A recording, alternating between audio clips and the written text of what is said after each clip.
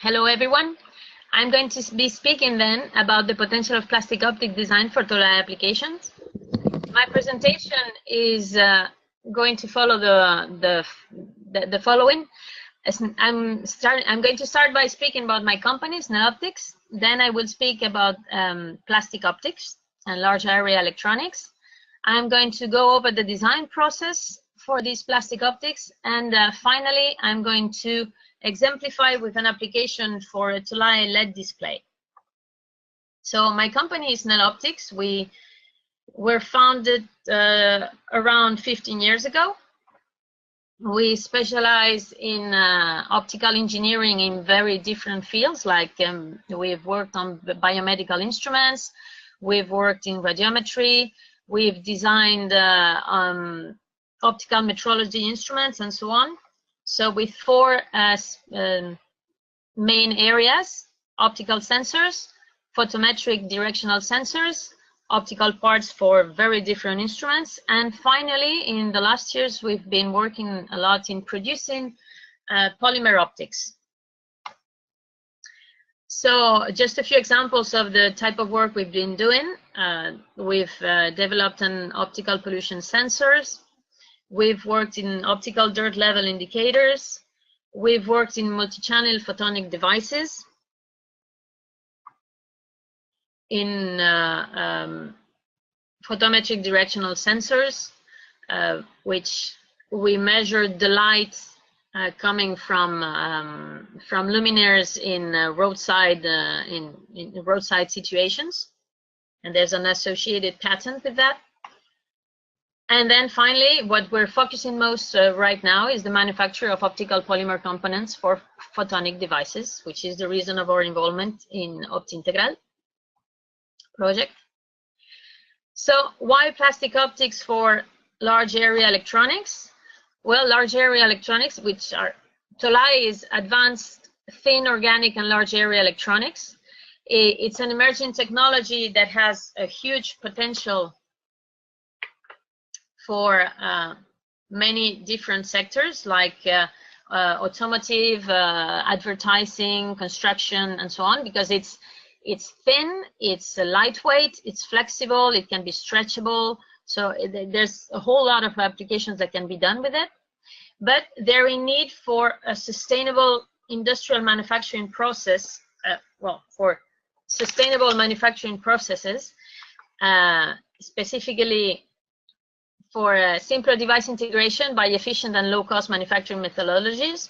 So plastic optics are perfectly suited to enhance the optoelectronic functionalities of large area optoelectronic components, because precisely the use of plastic optics ensures that the manufacturing process is low cost, it's efficient, it's very well developed to this point.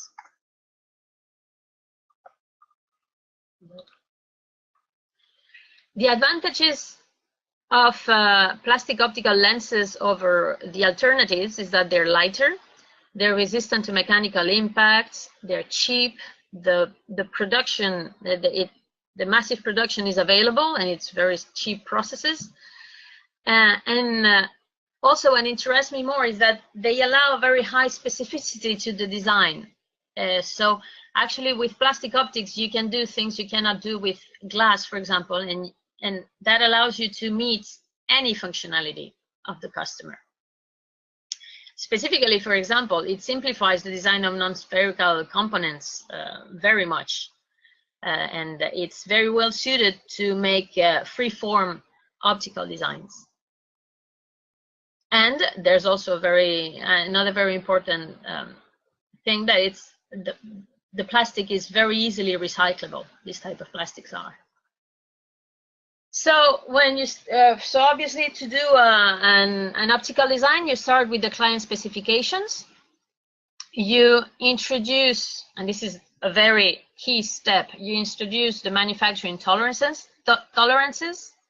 You do your design, and then you manufacture, and you do the functional testing.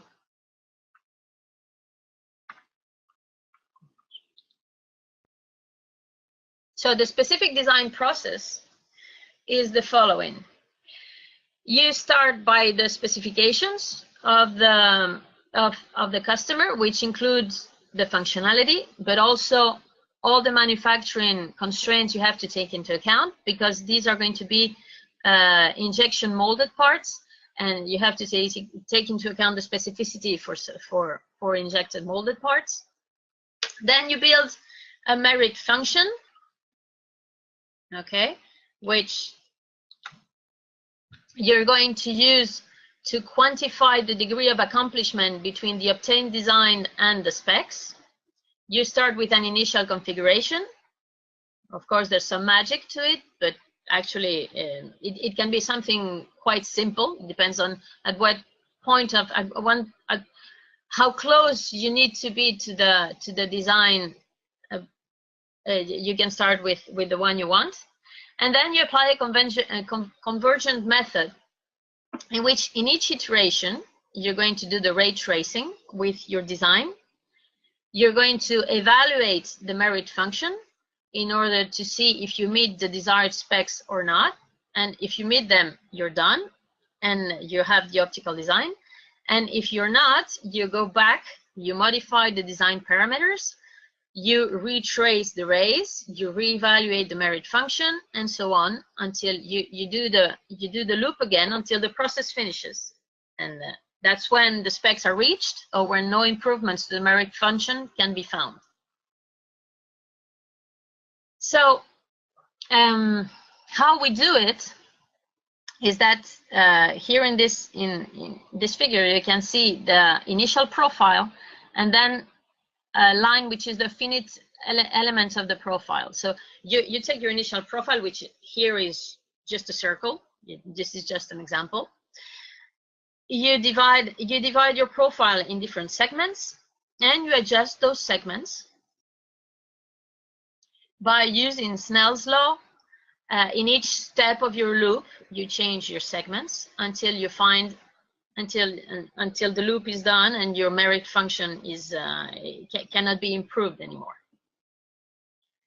Okay, so you do that so you calculate Snell's for each point of the distribution of the profile.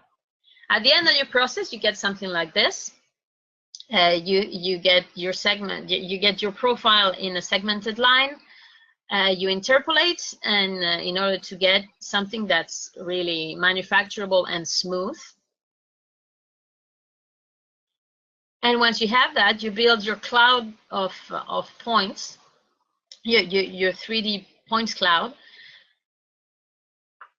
and you generate your final volume, which now you can use really, in an optical software such as Fred, for example. In order to check that that the output distribution of light is the one you want. So I'm going now to just go over very shortly over an example for a TOLAE LED display. Okay, so LED displays are, of course, an array of 2D LEDs, okay, which are separated by a given pitch. So when you do an optical design for a LED display, you have to take into account first the pitch, the characteristics of the LEDs, the sizes, the light distribution. You have to take into account the required functionality by the customer, which I've just put as an example at the bottom of the page of a light distribution that could be asked for from a display. And you have to take into account the total dimension of the optical element, because these optical parts are going to be made by injection molding. You have to take into account, for example, a very important parameter is the minimal injectable thickness for the dimension of your parts. You have to take into account the total volume of your part, and you have to take into account the tolerances of the manufacturing process. And that's very important that you take it into account at the beginning, because otherwise, if, for example, you do not consider the minimum injectable thickness, you might end up with a part that cannot be manufactured, because you could end up with a design that needs a thickness that is so thin that you cannot make the part. All right, so very important that you take that into account at the beginning.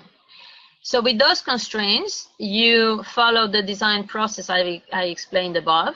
And here you have two different examples with different output light distributions. The one on the right broadens a lot more the light distribution. As you can see, it's been done by very small segments, and we've done that's the point in which you do the interpolation. You do that for each single cell in your display, and then you build your 2D array of your final optical part is a 2D array of with the single lenses. Here as you can see, we've taken the design for the very large light output distribution, which is on top. We've built the single cell, the CAD file for one single cell, and then the CAD file for the 2D array. And that's pretty much it. Thank you very much for your attention.